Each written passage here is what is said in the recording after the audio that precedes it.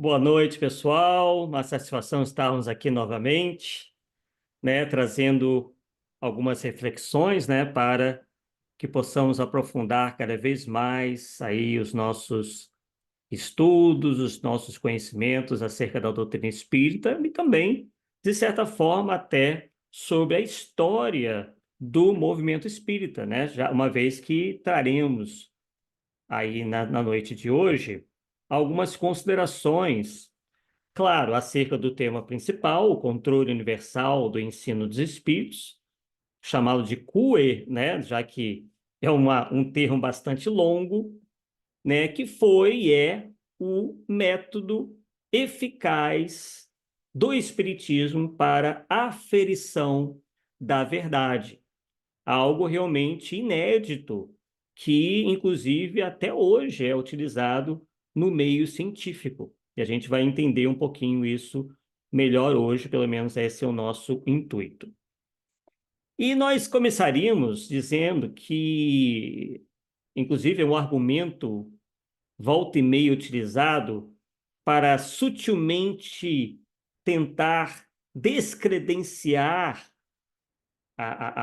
as obras fundamentais do Espiritismo, né, o trabalho de Kardec, enfim, o Espiritismo de maneira geral, a doutrina, né, e ao mesmo tempo, né, que isso acontece, enaltecer obras mediúnicas não concordantes com a doutrina espírita, né, tidas por esses defensores, por seus defensores, como uma espécie de evolução do Espiritismo, é o de alegar que Kardec teria se servido de apenas uma dezena de médiums, né, oriundos da Europa, afinal de contas ele estava na Europa, né, e a Europa está no Ocidente, para chegar às respostas que nós encontramos, aquelas que estão contidas especialmente na obra basilar da doutrina, que é o Livro dos Espíritos.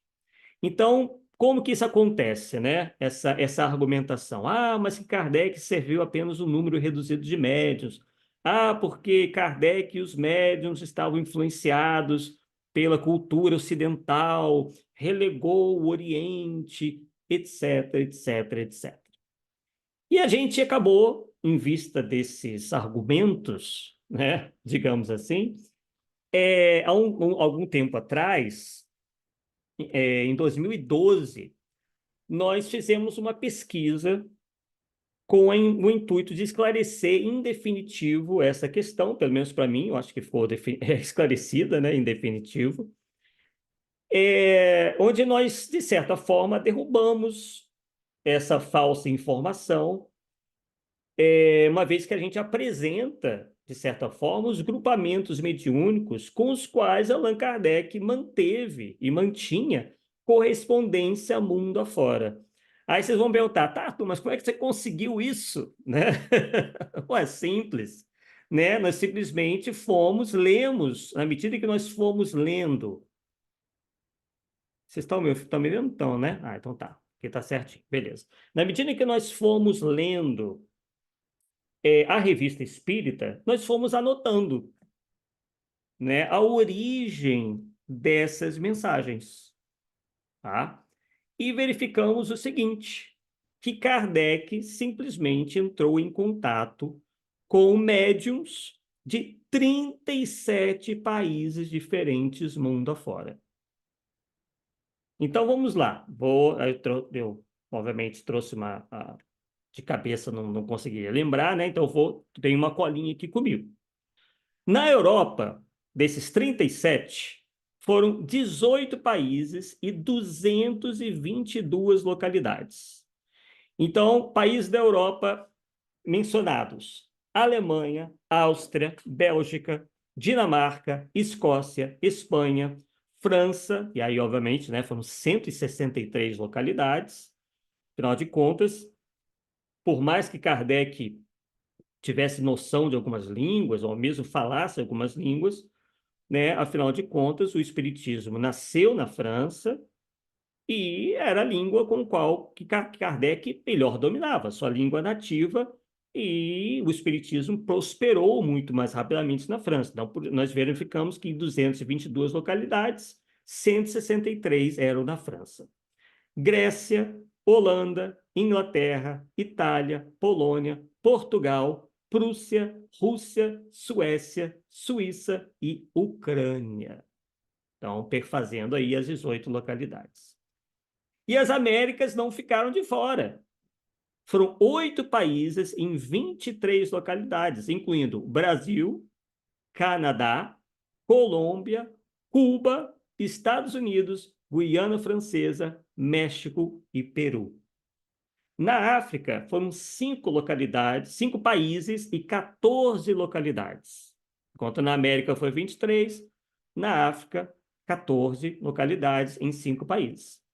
Então, tem um determinado momento que Kardec fala assim, né? Ele não identifica.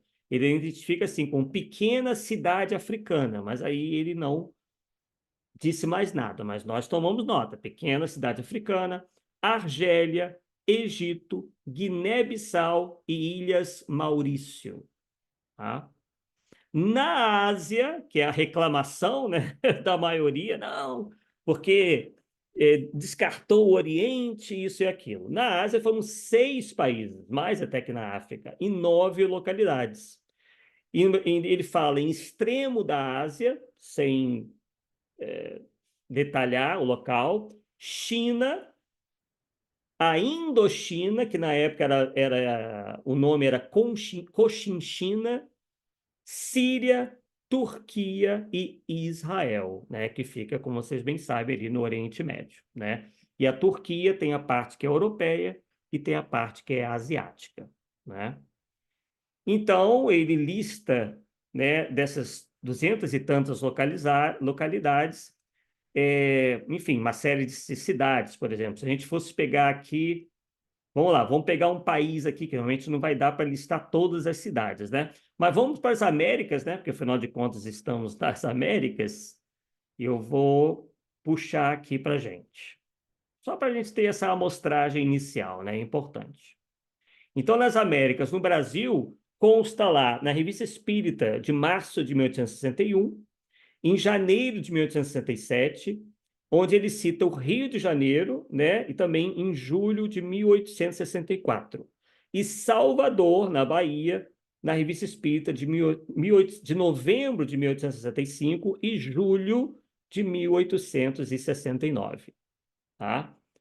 Colômbia, por exemplo, cita Santa Fé de Bogotá, Nova Granada, tá na Revista Espírita de 1868, outubro de 1868. Cuba, tá na Revista Espírita de agosto de 1860.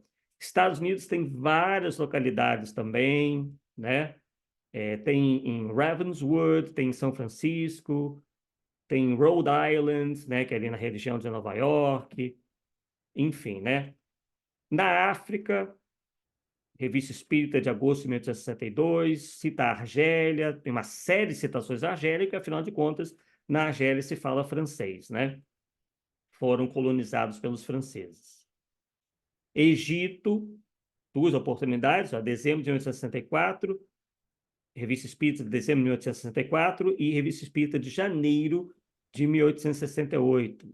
Guiné-Bissau, Revista Espírita de junho de 1864, Ilhas Maurício, Revista Espírita de setembro de 1866. E a Ásia, né, que o pessoal entende mais como o Oriente extremo, né, o Oriente longínquo, né, como eu já citei, na China, a China é citada na Revista Espírita de fevereiro de 1869 e a cidade de Xangai na Revista Espírita de setembro de 1858.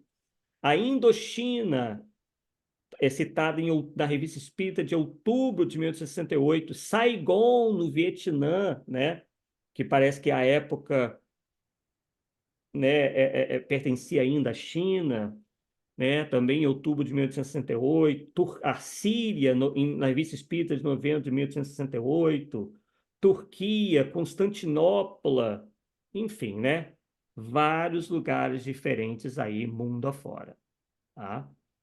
Então, isso ficou aí bem claro nessa nossa pesquisa de que Kardec, sim, ao contrário dos críticos, né, trocou correspondência com uma série de grupamentos mediúnicos mundo afora. Claro que a gente não pode dizer que eram centros espíritas, mas a gente verifica que a mediunidade já se encontrava espalhada mundo afora, com os médiuns tomando conhecimento do trabalho de Kardec e trocando com ele uma série de missivas, inclusive ele dirigia a esses grupos mediúnicos, a esses médiuns, algumas perguntas, e essas perguntas depois, claro, né, pessoal, isso levava um tempão, né? Era carta para lá, carta para cá, isso tudo ia de Sim. navio, levava-se um tempão, mas a correspondência, a comunicação acontecia. Claro que não é na velocidade que nós temos hoje, né? Muito pelo contrário. Tá bom? Bem, e aí, pessoal, a gente, claro, faz uma série de reflexões acerca dessa questão da concordância universal, da universalidade do ensino dos espíritos, né? E a gente percebe que existe essa questão da crítica ao trabalho de Kardec também porque ele teria privilegiado o ensino cristão, né? Então, existe essa crítica de que ele não teria, por exemplo, por que que ele não teria bebido dos ensinamentos de Siddhartha Gautama, do budismo, ou bebido, por exemplo, dos ensinos do hinduísmo, que inclusive são, principalmente o hinduísmo, muito mais antigo que o cristianismo, não é mesmo? Opa, tá dando eco, né? Deu um eco aí, estou ouvindo um eco. Então vamos lá, opa, beleza, já, eu acho que já consertou, né? E aí a gente deve levar em consideração que, segundo o Espiritismo, Jesus foi o espírito mais elevado que aqui esteve. Sendo assim, nada mais natural do que o Espiritismo ter bebido do ensino moral trazido por Jesus, que Kardec conceituou como sendo uma regra de conduta, o princípio de todas as relações sociais baseadas na justiça e, acima de tudo, o caminho infalível da felicidade futura. Isso não sou eu que estou dizendo, eu estou lendo justamente um trecho da Revista Espírita de 1864, né, nas páginas 97 e 98 da edição da Edicel, tá? Na tradução do Júlio Abreu Filho. Tá? E aí, segundo Kardec, é a universalidade do ensino dos espíritos que se constitui a força da doutrina espírita e a causa da sua rápida propagação. Quer dizer, Kardec, pelo contrário, ao contrário do que os críticos dizem, talvez mal informados, né, não se fiou apenas em seu núcleo mediúnico. Ele foi investigar, ele indagou, ele questionou uma série de médiuns mundo afora, né? E, obviamente, se utilizando esse critério de concordância, ele foi descartando as respostas, digamos assim, que não batiam, né? E aí se utilizou do critério do maior número. Então, em face disso, Kardec adverte que, para tudo quanto esteja fora do ensino exclusivamente moral, as revelações que cada um pode obter têm um caráter individual sem autenticidade. Então, isso é muito importante. Por quê, pessoal? Vocês sabem que eu gosto muito de trazer para a realidade, para a atualidade, aquilo que o Espiritismo e que Kardec, os espíritos superiores, obviamente, nos disseram e nos instruíram, uma vez que nós sabemos que espíritos superiores nada dizem à toa, né? Eles não jogam conversa fora.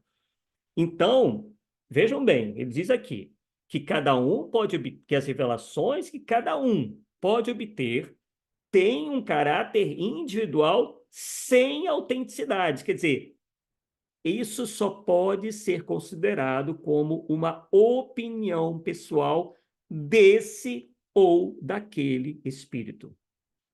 E aí, qual é o grande erro, digamos assim, do nosso movimento espírita? Justamente tomar opiniões isoladas de espíritos como regra, né? Como sendo efetivamente o posicionamento do espiritismo acerca de uma série de questões. Ah, mas porque o espírito X, através do médium Y, disse uma coisa. Ok, dizer, eles podem dizer tudo. Espíritos também têm opinião. O problema é, essa opinião está em conformidade com o espiritismo? Ela realmente está fundamentada no critério de concordância universal ou não? Ou é uma opinião do espírito? Então, esse é um questionamento que praticamente boa parte, a maioria do movimento espírita, não leva em consideração. E é por isso que o nosso movimento espírita tem se ressentido disso, na medida em que uma série de conceitos, de ideias, de opiniões são passadas ao público como sendo uma opinião, como sendo né, um conceito ou uma ideia eminentemente espírita sem o ser.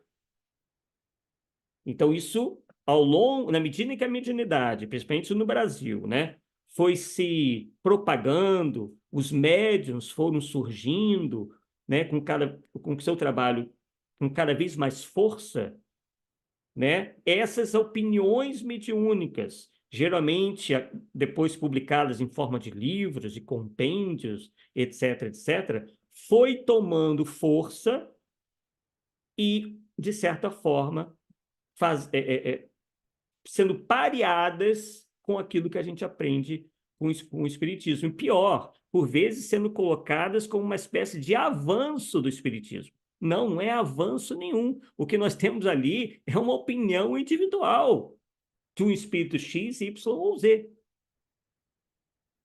Então, Kardec foi bem claro, também na Revista Espírita de 1864, quando diz que, e ele adverte, para tudo quanto esteja fora do ensino exclusivamente moral, as revelações que cada um pode ter têm um caráter individual sem autenticidade e devem ser consideradas a opinião pessoal desse ou daquele espírito, sendo, olha, agora vejam bem, que a crítica aqui não é do Arthur, é a crítica do próprio codificador, sendo imprudente aceitá-las e promulgá-las levianamente como verdades absolutas. Isso está lá na página 100 e 101 da Revista Espírita de 1864. Então, na opinião de Kardec, no posicionamento de Kardec, é que é um posicionamento imprudente, é uma postura, uma posição imprudente, aceitar opiniões isoladas dos espíritos, promulgá-las, quer dizer, né, bater o carimbo lá, isso é espiritismo, essa é a posição do espiritismo. Levianamente, olha o advérbio que ele se utiliza aí, levianamente, quer dizer, uma posição leviana, e que são apresentadas como verdades absolutas. Não, o espírito X falou, pronto, essa é a posição do espiritismo. Nananina, não. Ainda mais quando ela colide frontalmente com as obras fundamentais da doutrina espírita. É o que a gente vê, por exemplo, tantas vezes, né? Mas, por exemplo, em relação à evocação. Vou citar apenas um aqui, senão a gente não sairia daqui hoje, né? A questão da evocação. Opinião, você sabe muito bem, né? No espírito Emmanuel, através do Chico Xavier, que praticamente descartando a evocação. Enquanto na própria obra basilar do Espiritismo, o Livro dos Médiuns e dos Evocadores, quer dizer, se tem ali todo um estímulo à evocação, enquanto nós temos uma opinião pessoal, isolada, de um espírito, através de um único médium, dizendo que não se deve evocar os espíritos. Então, esse é apenas um exemplo para se ver como que a gente saiu dos trilhos. Como, infelizmente, e a gente não fala isso, eu sempre digo, né? Eu nunca falo isso com alegria, e não é pela crítica em si, né? A gente não tem gosto por isso, mas é uma realidade, é um fato. Então, esse critério de universalidade e de concordância é onde reside a garantia da futura unidade do Espiritismo, que, inclusive, também foi a preocupação de Allan Kardec, e não só de Kardec, mas dos espíritos que o assistiram, como, por exemplo, o espírito Erasto. Então, consta também na Revista Espírita o seguinte, que a única garantia dessa unidade reside na concordância. Então, a única garantia dessa unidade do Espiritismo, que é tão importante, reside na concordância que exista entre as revelações espontâneas, feitas por grande número de médiuns estranhos uns aos outros e em diversas regiões. E nós, no início, não à toa mostramos que Kardec se serviu de médiuns estranhos uns aos outros e em diversas regiões. Ele não falou sem fazer. Ele falou e fez. Ele adotou ele mesmo esse critério. E aí, abre aspas, prova a experiência que, quando um princípio novo deve ter a sua solução, é ensinado espontaneamente em diversos pontos ao mesmo tempo e de maneira, se não na forma, ao menos no fundo. Né? De uma maneira idêntica, eu acho que teve um erro em tradução ali, mas tudo bem. E de maneira idêntica, se não na forma, ao menos no fundo. Então, esse controle universal é, segundo Kardec, uma garantia para a futura unidade do Espiritismo. E é aí que no futuro será procurado o critério da verdade, segundo ele já dizia na Revista Espírita. E aí vocês poderiam perguntar, né, tá, Arthur, mas isso seria possível hoje? Claro que hoje isso já se tornou um tanto mais difícil. Tem gente, e eu não vou dizer que eles estão certos ou errados, né, porque essa é uma questão ainda em debate. Tem uns que dizem o seguinte, bem, alguns dizem o seguinte, bem, isso não daria hoje porque os médiuns já estão muito influenciados, né, por uma série de ideias, inclusive algumas estranhas ao espiritismo, tá? Mas eu diria que, de maneira geral, o que a gente anda vendo por aí, né, em pessoas que, a princípio, principalmente fora do Brasil, que a princípio não abraçam o espiritismo, e talvez e muitos deles nem conhecem, né, nós temos feito essa pesquisa, que pelo menos os fundamentos básicos da doutrina espírita têm sido, sim, confirmados por médiuns sérios não espíritas, né, como a reencarnação, né, a pluralidade dos mundos habitados, enfim, a comunicabilidade dos espíritos, óbvio, né, eles mesmos são médios. Claro que quando a gente começa a descer nos pormenores, algumas coisas estranhas a gente vai sempre encontrar, tá? Mas no que tange aos princípios elementares, a gente ainda vê essa confirmação dos princípios do Espiritismo, né? Mas aí, é claro, os médios acabam se envolvendo, né, com outras ideias, principalmente, enfim, do ocultismo, do esoterismo, e acabam entrando nessa de explicarem as coisas à sua maneira, né? Mas, de qualquer forma, esses princípios básicos, elementares, né, continuam aí sendo propagados fora do ambiente espírita, né? E aí, a gente também retirou aqui alguns trechos interessantes da Revista Espírita que fala, por exemplo, o seguinte, né? Existe um trecho que diz o seguinte, que a revista registrou um surgimento em Turim, né, na Itália, do periódico Annali dello Spiritismo in Itália, e de um novo jornal espírita na França, chamado Salvador dos Povos, tá, de Bordeaux. e que tinha periodicidade semanal, né? E aí o Kardec, analisando aquilo, observa o seguinte, sobre o último ali, o Salvador dos Povos. Abre aspas para Kardec. Se vier trazer uma pedra útil ao edifício, se vier, como diz, unir em vez de dividir, se a verdadeira caridade de palavras e de ação é seu guia para seus irmãos em crença, se a sua polêmica com os adversários de nossa doutrina não se afastar aos limites da moderação e de uma discussão leal, será bem-vindo e seremos felizes de o encorajar e o apoiar. Então, que lição que a gente toma disso em relação ao movimento espírita brasileiro da atualidade? Que qualquer trabalho, né, tem que vir trazer uma pedra útil ao edifício, como Kardec está dizendo, e que vem para unir e nunca para dividir. E é por isso que, por diversas vezes, nós viemos aqui falar justamente desses movimentos divisionistas, como, por exemplo, os cismas do Espiritismo.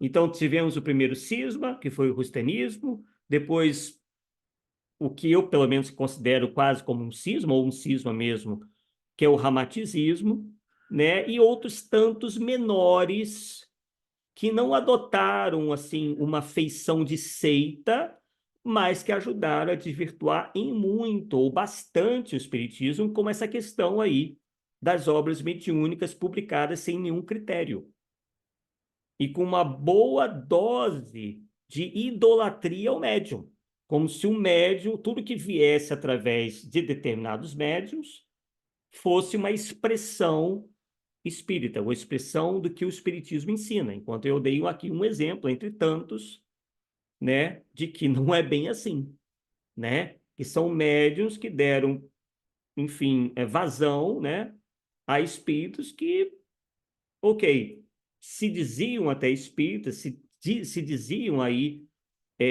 respeitar o espiritismo, mas que soltaram ao longo aí das várias comunicações diversas pérolas antidoutrinárias,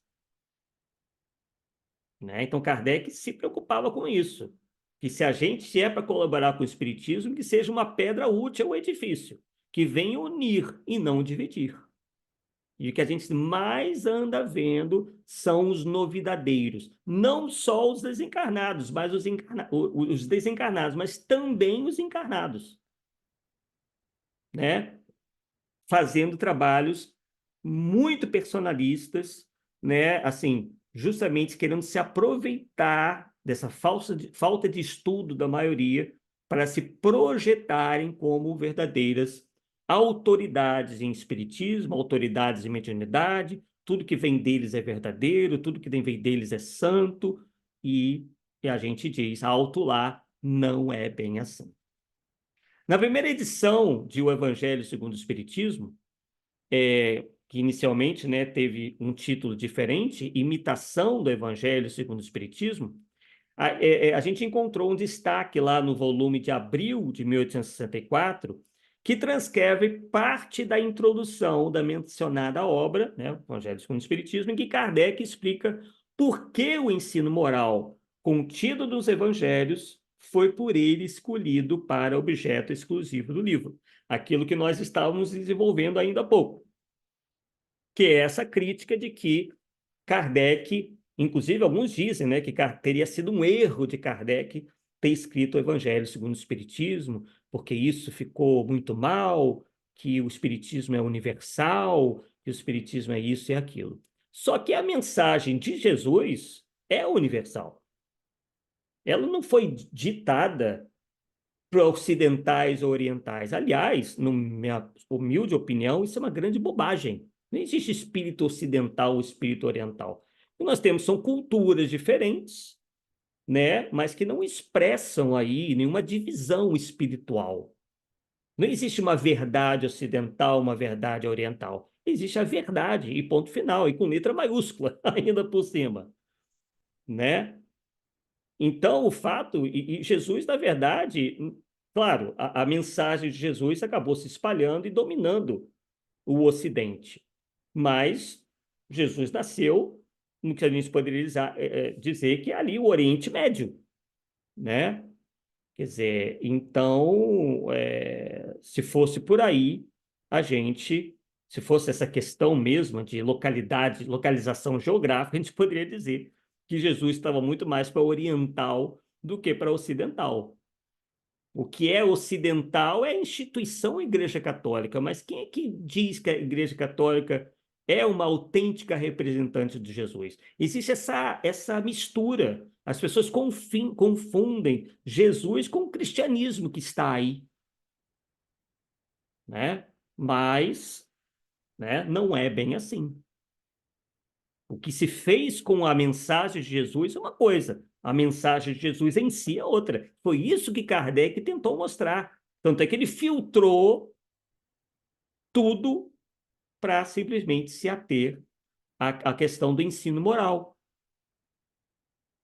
Então, nesse destaque aí do Evangelho segundo o Espiritismo, Kardec transcreve parte da introdução da obra, né, e explica por que o ensino moral contido nos evangelhos foi por ele escolhido para objeto exclusivo do livro.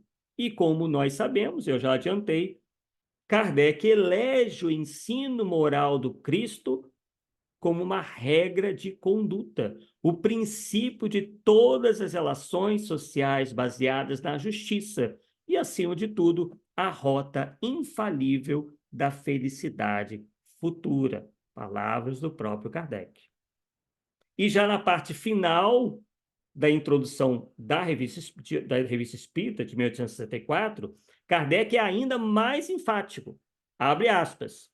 Graças às comunicações de hora em diante estabelecidas de maneira permanente entre os homens e o mundo invisível, a lei evangélica, ensinada em todas as nações pelos próprios espíritos, olha lá, a lei evangélica, segundo Kardec, as leis que estavam lá no Evangelho, foram ensinadas em todas as nações pelos próprios espíritos. Quer dizer, as comunicações que ele obteve lá vindas da China, da África, enfim, de todos os lugares, abraçavam essas mesmas leis que o Evangelho contempla. Por quê? Jesus não veio trazer uma lei criada por ele, individual, né? Manchada ou influenciada pela cultura dos israelitas, dos judeus, ou seja lá como se possa chamá-los, mas algo que é universal, né? Porque era um espírito já despido desses preconceitos tolos de localização geográfica, de etnia, cor da pele, etc, etc, etc.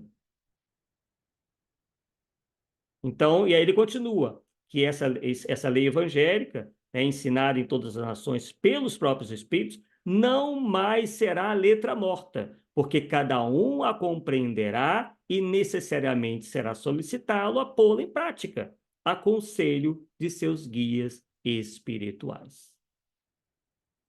Então, o Espiritismo tem sim um caráter universal, porque, na verdade, o que é ensinado por Jesus nada mais são do que as leis morais criadas por Deus, pelo nosso Criador, né? Na sua mais alta pureza, pelo menos dentro do nível espiritual no qual nós nos encontramos e dentro da nossa atual condição de entendê-la, né? Então, reafirmando que o Espiritismo não tem nacionalidade. Kardec assevera que é a universalidade do ensino dos espíritos que se constitui a força da doutrina espírita e a causa de sua rápida propagação. Se o Espiritismo tivesse uma cara, como alguns dizem, uma cara mais voltada para esse ou para aquele, não teria tido essa rápida propagação, porque Kardec chega a dizer, né, que os primeiros espíritas, ou primeiros aficionados, os primeiros interessados, eram das mais variadas classes sociais e principalmente das mais variadas religiões, claro, porque não existia espíritas, uma vez que o espiritismo Não tinha surgido ainda, óbvio. Então tinha ainda, aquela época era justificável, porque nesse início o espiritismo era apenas uma ciência de observação. Depois, tomando forma como uma filosofia espiritualista e uma doutrina. Então, nós tínhamos judeus espíritas, nós tínhamos católicos espíritas, nós tínhamos protestantes espíritas. No entanto, na medida que a filosofia espírita vai se moldando, vai se aprimorando, enfim, vai tomando uma forma, então, opa, é claro que o católico espírita já tem que começar a tomar uma decisão. Como é que ele vai, pessoal, né? É, aliar ressurreição com reencarnação. Como é que é possível acreditar em unicidade das existências e, ao mesmo tempo, na pluralidade das existências? Então, surge um momento onde aquele profitente da religião vai ter que tomar uma decisão. Claro que no início ele vê apenas a questão da comunicabilidade dos espíritos, né? Ele não abandona os seus dogmas de fé cega, a teologia com que ele acredita. Mas depois eu acredito que com o desenvolvimento da doutrina, da filosofia espírita, opa, não tem mais como, que os espíritas, em sua universalidade, estão me dizendo que existe a reencarnação, que não é um dogma da Igreja Católica.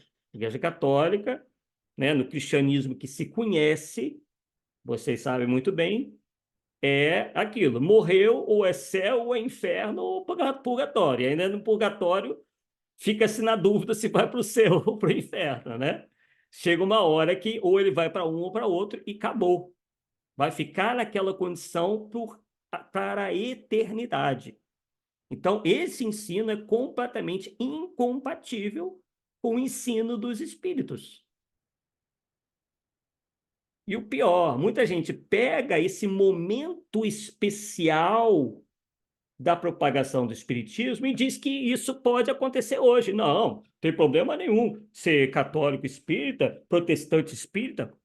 Tá, meu cara pálida, meu querido cara pálida, como é que você vai conseguir aliar os dogmas de fé cega com os dogmas de fé raciocinada do espiritismo? Reencarnação com ressurreição, unicidade das existências, pluralidade das existências, comunicabilidade dos espíritos e não comunicabilidade dos espíritos, porque as igrejas cristãs, só quem se comunica ou são os anjos, vez ou outra, ou os demônios.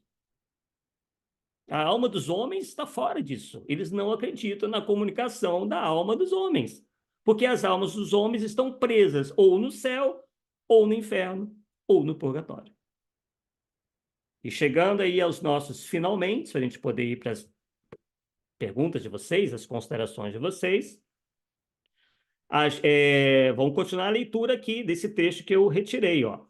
Reafirmando que o Espiritismo não tem nacionalidade, Kardec assevera que é a universalidade do ensino dos espíritos que constitui a força da doutrina espírita e a causa de sua rápida propagação. Em face disso, adverte o codificador que, para tudo quanto esteja fora do ensino exclusivamente moral, as revelações que cada um pode obter têm um caráter individual sem autenticidade, eu já li isso para vocês, né? Já comentei, e devem ser consideradas como opinião pessoal desse ou daquele espírito, sendo imprudente aceitá-las e promulgá-las levianamente como verdades absolutas. E, também muito importante, o primeiro controle do ensino dos espíritos qual é? É simplesmente porque muitos espíritos estão dizendo uma coisa e alguns outros estão dizendo outra? Não. Porque se fosse assim, a gente teria que pegar a opinião da maioria. A maioria dos espíritos que se comunicam são espíritos de terceira ordem. Que os espíritos de segunda e de primeira, muito mais raramente se comunicam. De primeira, então, é a coisa mais rara do mundo, né? E os espíritos mais adiantados não ficam a todo momento se aproximando aos médiuns por aí. Eles têm mais o que fazer. E, por vezes, acabam nem encontrando o ambiente propício necessário a se comunicarem, porque a maioria quer saber se vai ganhar na loteria, se vai arrumar namorado, se vai conseguir um emprego novo. O que um espírito elevado vai querer fazer no ambiente desse? Não tem como. Então, o primeiro controle do ensino dos espíritos é, sem dúvida, segundo Kardec, o da razão, a qual é preciso submeter tudo quanto venha dos espíritos, sem qualquer exceção. Abre aspas. Toda teoria em manifesta contradição com um bom senso, com uma lógica rigorosa e com os dados positivos que se possuem, principalmente da ciência, é a ciência que nos vai dar esses dados positivos, por mais respeitável que seja a sua assinatura, deve ser rejeitada. E aí a gente vê, por exemplo, um tema que eu já tratei aqui com vocês, sobre Atlântida, por exemplo. Pois é, o Emanuel, já citado aqui, mas eu não estou com implicância com ele, tá? Só coincidiu, diz que Atlântida e Lemúria existiram. E aí? Não foi só Ramatiz, não. Não foi só o esotérico, a Helena Blavatsky, não. O Emanuel vai lá, está assinando embaixo. Atlântida, Lemúria, como eu já mostrei para vocês no estudo. E aí? Aí eu vou ficar com o Emanuel, porque, afinal de contas, é o espírito que se comunicou com o Chico Xavier, e Chico Xavier é esplêndido, e eu vou fechar com o Chico Xavier. Não, por mais que a gente queira, goste de Chico Xavier, nada contra o Chico Xavier, o que nos diz o Espiritismo? Está bem claro ali. Se não bate com os dados positivos que se possuem, por mais respeitável que seja a sua assinatura, deve ser rejeitada. É simples assim, não entra emoção. Aqui ele não está falando se a gente, da personalidade do médium, tudo. Não. E aí prossegue. Com esse controle em muitos casos, como esse controle, desculpem, como esse controle é, em muitos casos, incompleto, devido a insuficiências das luzes de certas pessoas e da tendência de muitos a tomar seu próprio julgamento por único árbitro da verdade, a concordância do ensino dos espíritos deve ser verificada, mas é preciso que se dê em certas condições. Quer dizer, tem que ser médiuns isentos. Se o médium, por exemplo, já for uma pessoa com essa ideia de que o que ele acha ou ela acha é o certo, acabou. Ele vai, através do animismo, né, mexer ali no pensamento do espírito e vai colocar ali a sua própria ideia. Por quê? Kardec explicou. Devido à sua insuficiência de luzes, mas que ele toma como sendo, né? Na verdade, ele se considera alguém iluminado. Não tem luz, mas é iluminado. Por quê? Nós somos ainda criaturas cheias de orgulho. E o médium faz parte dele se aprimorar nisso. Não ter orgulho, combater o orgulho. E prossegue, a única garantia séria está, então, na concordância que exista entre as revelações espontâneas, feitas por grande número de médiuns estranhos uns aos outros e em diversas regiões. Prova a experiência, aí é a frase nova, diz Kardec, que quando um princípio novo deve ter a sua solução, é ensinado espontaneamente em diversos pontos ao mesmo tempo e de maneira, se não na forma, ao menos no fundo. Né? Até tínhamos lido isso aí realmente. E esse controle universal, segundo o codificador, é uma garantia para a futura unidade do Espiritismo e anulará todas as teorias contraditórias. E aí conclui Kardec, também vou concluir, onde ele afirma que não é opinião de um homem que se aliarão os espíritos, nem será um homem que fundará a ortodoxia espírita. Veja, ortodoxia que, né, sendo empregada. nem um espírito, mas sim a universalidade dos espíritos, comunicando-se em toda a terra por ordem de Deus. Aí está, diz Kardec, o caráter essencial da doutrina espírita. Aí está a sua força e a sua autoridade. Então, essa é a mensagem, né, que a gente separou, né, em relação a esse tema tão instigante que é o CUE, né, o critério de concordância, né, e universalidade do ensino dos espíritos. Passando então a palavra aos nossos queridos confrades. Arthur, Olá, boa noite, Rogério. tudo bem, meu querido? Tudo bem? É, olha, hoje você se superou. Tratou de um tema que é muito complicado, né? Que é difícil, é espinhoso, que às vezes nos expulsam da casa espírita e com muita leveza. Foi, assim, extraordinário. Eu quero te falar, pelo menos, vou ocupar uns 3 minutos, já que a gente hoje Maravilha. tem uns minutinhos a mais, por 3 questões. A primeira é, salvo engano, em fechamento do ano, né, na palestra magna do NEF de 2023, você fez a palestra, eu estava assistindo, e eu elogiei toda a sua apresentação, abri divergência naquele momento, pedi licença a você sobre a questão de Emmanuel, né? Sobre a questão de Atlântida e etc. E tá, eu estava iniciando, era o meu primeiro ano estudando no NEF e estudando filosofia, de modo geral.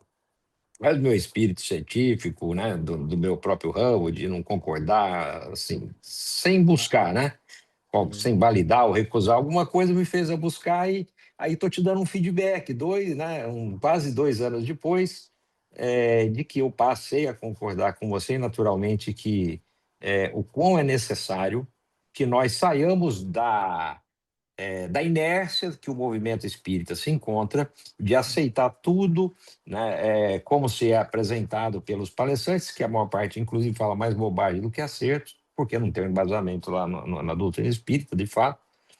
E quando se contrariar, é um conselho que eu deixo aos colegas, né, com uma ideia que supere aquilo que nós estamos aprendendo, que está na cultura espírita brasileira, eu estou, inclusive, fazendo pesquisa nesse sentido, a gente vai buscar. Não concordei com o Arthur, espera aí, não preciso ficar revoltado, não preciso desligar, é, que busquemos, né, ou contraditar, ou enfim, aceitar. Então, estou deixando, né, estou lhe parabenizando por isso. O seu texto também ele é assim, de profunda e extrema importância, porque o próprio Kardec, né, além da revista Espírita, ele foi colocar lá na introdução, no item 2 do Evangelho segundo o Espiritismo, né, com o tema Autoridade da Doutrina Espírita. Eu não vou repetir tudo que você colocou, mas praticamente está tudo. Eu vou repetir uma pequena frase, né? Quando ele está qualificando a qualidade dos espíritos, né? Ele vai dizer que os espíritos de ordem mais elevada, que são completamente desmaterializados, né? Grifo completamente desmaterializado, são os únicos libertos das ideias das preocupações terrenas. E aí, quando a gente faz um paralelo, né, com Aeróbus, com Vale de Suicidas, blá, blá, blá, blá, blá, blá, blá, Sim.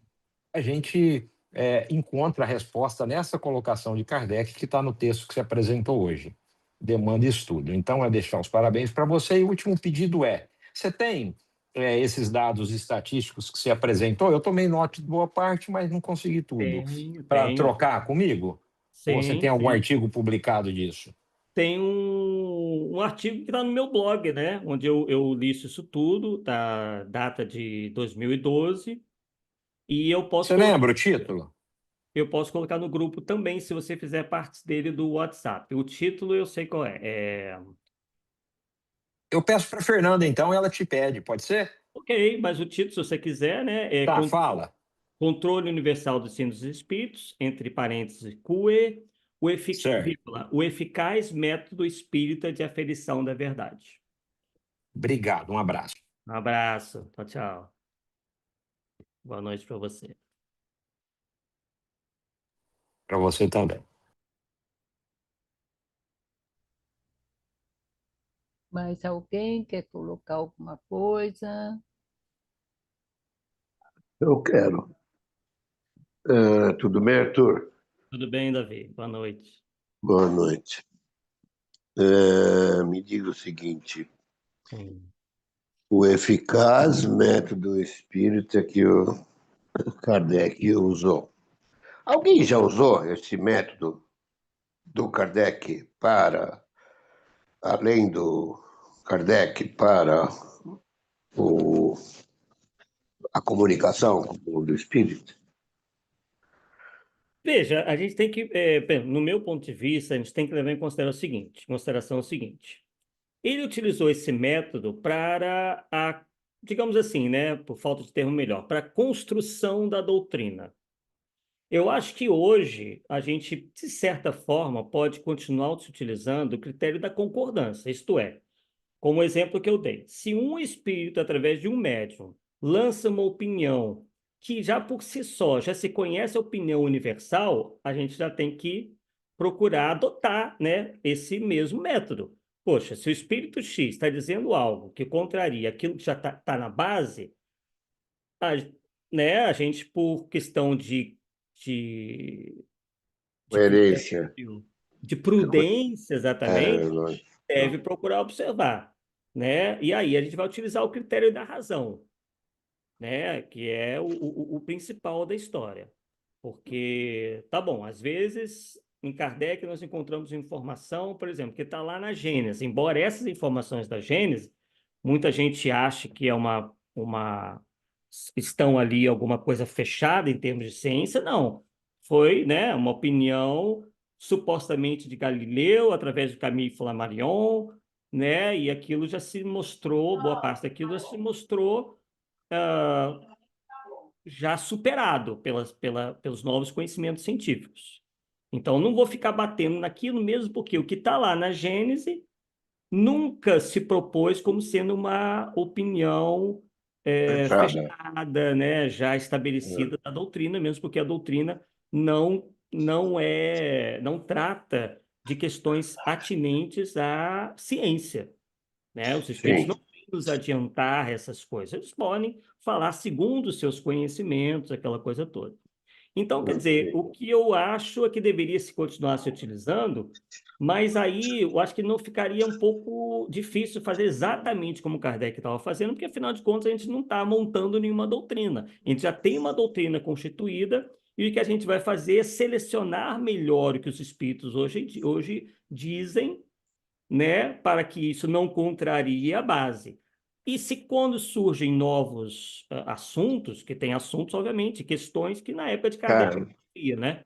Então, a isso. gente, sim, vamos ver o que os espíritos espontaneamente andam dizendo sobre determinado assunto, e a gente, então, começa a ver que a gente vai, que o espiritismo, como o espiritismo vai se posicionar sobre este ou aquele assunto mais atual. Eu vejo dessa maneira. Entendi. O Arthur, Não. Que a base, para mim, do Espiritismo é Kardec fez, isso é indiscutível. É. A minha curiosidade é as novas informações. Entendeu? Se algum grupo, alguém já tentou sobre essas novas óticas que você falou. Né? A gente vê pessoas, sim, de maneira bem discreta, fazendo esse tipo de trabalho, sim, perguntando aos espíritos sobre esses temas mais atuais e tudo mais, aí vão anotando. Eu conheço alguns, inclusive quem me falou disso, se não me engano, foi o próprio Marco Milani, uma certa feita, de que há um trabalho, só que bem discreto, em que os critérios utilizados são esses. Consultar vários médios desconhecidos uns dos outros, porém, sobre assuntos que o Espiritismo não abordou. o Arthur, boa noite. Sim. É Boa Francisco. noite, Francisco. Francisco. A esse respeito, houve uma tentativa, inclusive o Henrique, acho que já chegou a comentar, foi lá na Bahia, né?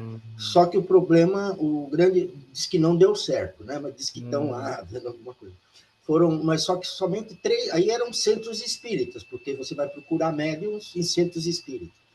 E não fica uma coisa espontânea também, né? Porque fica aquela coisa, eu vou mandar a pergunta para esse centro e já estão sabendo. E o problema é que a internet, ou seja, a comunicação que nós temos, fica uma coisa já mais ou menos, já está feito. Qualquer pergunta, não, já é assim, isso, porque todo mundo já tem informação.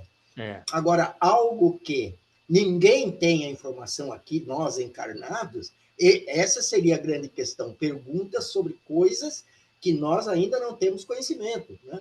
E diz que não deu certo, não sei se continuaram ou não, mas houve uma tentativa, mas somente 3 centros é que aceitaram participar da pesquisa, mas, né?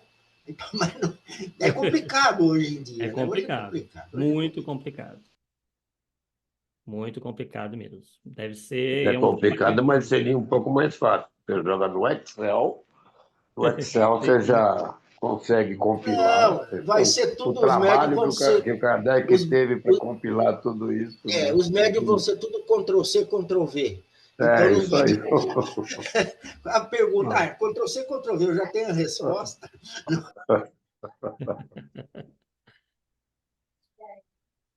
Arthur, Sim. Olá, Edson. tudo bom? Tudo bem? Boa noite. Ótimo, boa noite. Parabéns pelo tema, é muito interessante. Eu vou dar a minha opinião, né? Minha À opinião é que vontade, à vontade. a moral e a filosofia espírita, para mim, são atemporais. A ciência espírita poderá ter uma melhor compreensão com os avanços da ciência materialista, pode vir auxiliar, né? Mas em relação ao controle universal do ensino dos espíritos, para mim, ele terminou em 31 de março de 1869. Não sei se você concorda, mas a minha opinião é essa. Vai ser É, difícil ter alguma coisa além disso, alguma coisa que venha além da filosofia e além da moral de Cristo. é. Mas não, Sob não esse tem ponto de vista, eu sentido, né? concordo. Sob esse ponto de vista, eu concordo. Por isso que é tão precipitado se falar em quarta revelação, né? Exato. Porque nós mal ainda compreendemos a segunda, ok, teve essa compreensão alargada pelo Espiritismo, mas seria muito cedo partirmos para uma quarta, né? Então, desse ponto de vista, eu concordo. Aliás, concordei com tudo que você disse. Então, agora, a parte científica, realmente, a gente pode esperar alguma coisa, mas eu acredito que Kardec ele deixou nas entrelinhas muita coisa para que seja estudada depois. Ele foi mais... Na época não tinha condições de compreensão, mas ele colocou hipóteses plausíveis. Basta estudar nas entrelinhas do que ele falou, que ele deu muitas dicas, coisas que no futuro a gente poderia desenvolver o pensamento, né? Mas não na moral e nem na filosofia, mas na ciência. Perfeito. Concordo. Obrigadão. Obrigadão, Edson. E na moral, eu concordo com você, Edson. E antes eu nem te parabenizei, Arthur. Parabéns pela palestra. E na moral é o amor. Né? Se resume no amor. Sim. A lei do amor Exato. fecha todo, não tem Amor, justiça discussão. e Né? caridade. Né? São correlatos. Né? Sim. O Arthur, você Sim. acha que no lado da ciência, com o avanço da física quântica, do que tudo isso que está acontecendo, de tantas pesquisas que está surgindo, esse lado dessas pesquisas que está acontecendo, prêmio Nobel da física, tudo, vai influenciar nessa parte da ciência, a parte da ciência na filosofia espírita, na parte científica? De certa forma, qualquer avanço Exatamente. científico, né, vai colaborar, sim, né? Agora, eu andei me consultando, né, com os especialistas na área, entre eles o próprio Cosme Massi, né, que afinal de contas é professor de física, e ele nos fala que a física quântica, ao contrário de muito que diz por aí, né, ela estuda leis da matéria, né? Claro, isso vai trazer poderá trazer muitas novas invenções, novos entendimentos, mas ele não consegue ver, por exemplo, em que a física quântica poderá ajudar, por exemplo, na nossa questão moral. Ao contrário do que muitos dizem, acabam explorando esse termo, né, física quântica, como sendo assim algo muito voltados para a espiritualidade, para essas coisas, né? Então é preciso cuidado, que tem muita gente que se utiliza dessas nomenclaturas, desses termos, para dar um ar de inovação, enquanto, na verdade, na física quântica, o que se estuda são leis da matéria e que em nada vieram nem confirmar, nem renegar aquilo que o Espiritismo já diz. Só tomar esse cuidado, mas claro que somos super favoráveis a esse avanço, né? Obrigada, Arthur. Por Obrigada pela nada, aula. disponha sempre. Obrigada pela noite. Eu que agradeço.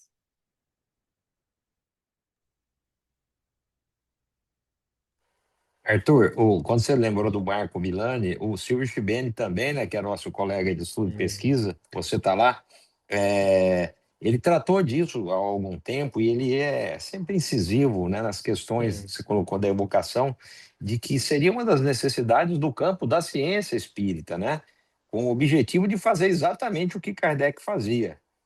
Buscar novos conhecimentos, aprendizado, validar, né, essas novas ideias, né?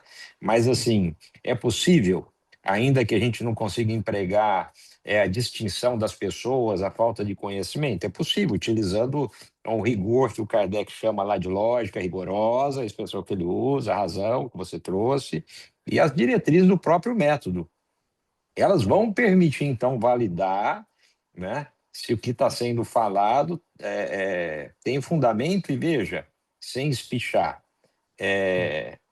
Tudo que Kardec trouxe, ele traz como uma revelação, né? O Espiritismo é uma revelação para ser revelação tem que ser uma verdade, está lá nos princípios da doutrina, ou a gente aceita isso ou deixa de ser espírita, e se é verdade, a verdade não pode ser modificada. Esse é um princípio da verdade da filosofia, né? Eu aprendi aqui no NEF, aliás, há algum tempo. Então, assim, o que pode vir de novidade, essa é a minha opinião natural, seria o aprimoramento, quando os nossos confrades falaram aí, o aprimoramento, a amplitude do entendimento sobre o que foi dado, mas não a invalidação do que foi apresentado até aqui. Como é que você enxerga isso, por essa ótica? Não podia concordar mais com isso, né? E os espíritas hoje deveriam fazer aquilo que Kardec sempre estimulou, né? Que o espiritismo andasse par e passo com a ciência. E então, utilizando a ciência como essa ferramenta de busca pela verdade, né, para que nós possamos encontrar a verdade, não terá erro, digamos assim, né? Quer dizer, cada vez mais, claro, a verdade absoluta, isso pertence a Deus, mas cada vez mais nós vamos nos embrenhando, vamos alargando os conhecimentos e a ciência como ferramenta. Claro que não essa é uma ciência, quando se fala em ciência, as pessoas logo atrelam a uma frieza que a gente só vai ficar pensando nisso. Não, a ciência, o quanto a ciência, direta e indiretamente, já não colaborou, né, com a humanidade, né? É claro que um cientista, ele é um profissional. Ele não está fazendo aquilo por caridade. Aliás, nenhum de nós trabalha por caridade.